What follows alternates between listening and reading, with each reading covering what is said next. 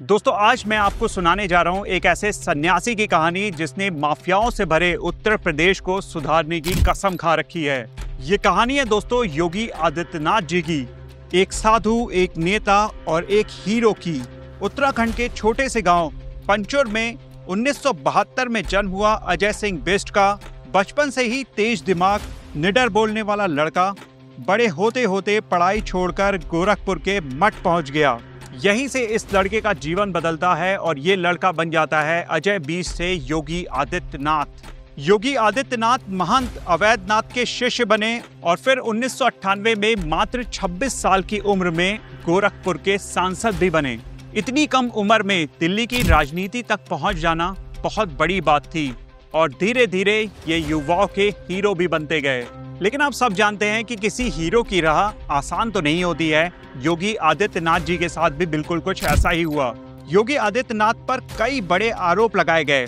2007 में एक भाषण की वजह से उन्हें 11 दिन जेल में रहना पड़ा। उन पर दंगे भड़काने और नफरत फैलाने जैसे केस दर्ज हुए। उनकी हिंदू युवा वाहिनी को भी कई बार विवादों से घेरा गया। और ये दोस्तों वही दौर था जब यूपी में माफियाओं का गुंडा राज चल रहा था।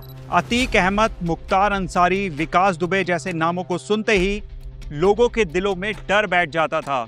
हर जिले में कोई ना कोई अपना अपना डॉन बना बैठा था। सरकारी टेंडर से लेकर जमीन हड़पने तक एक बहुत बड़ा, बहुत गंदा खेल उत्तर प्रदेश में चल रहा था। कहा जाता था यूपी में तो गुंडों का राज है, सरकार बस नाम मात्र की है।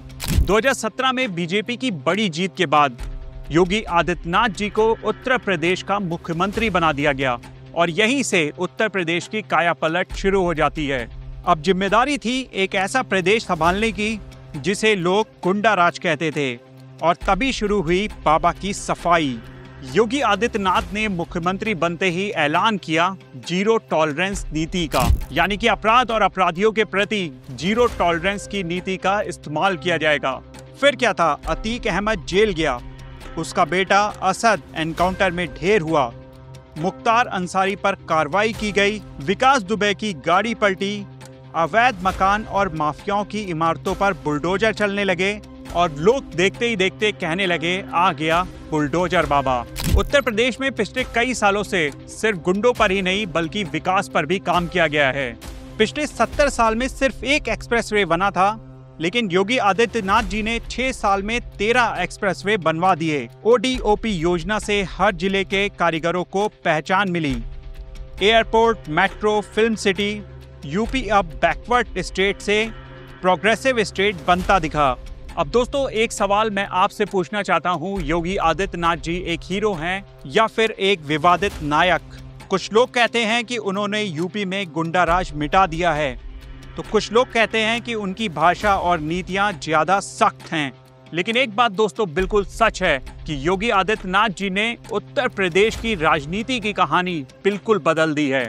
तो दोस्तों ये कहानी थी एक साधु से मुख्यमंत्री बने हीरो की। आपको क्या लगता है, योगी आदित्यनाथ जी सही हैं या गलत? अपनी राय मुझे कमेंट सेक्शन में दे सकते हैं। और क्या आने वाले भविष्य में योगी आदित्यनाथ भारत के प्रधानमंत्री बनेंगे? क्या उनके अंदर आप वो योग्यता देखते हैं? अपनी राय मुझे कमेंट सेक्शन में जरूर दीजिएगा। इस वीडियो में दोस्तों इतना ही रखता हूँ, फिर मिलता हूँ अगले वीडियो में। This is me Shalabh Dikshit signing of.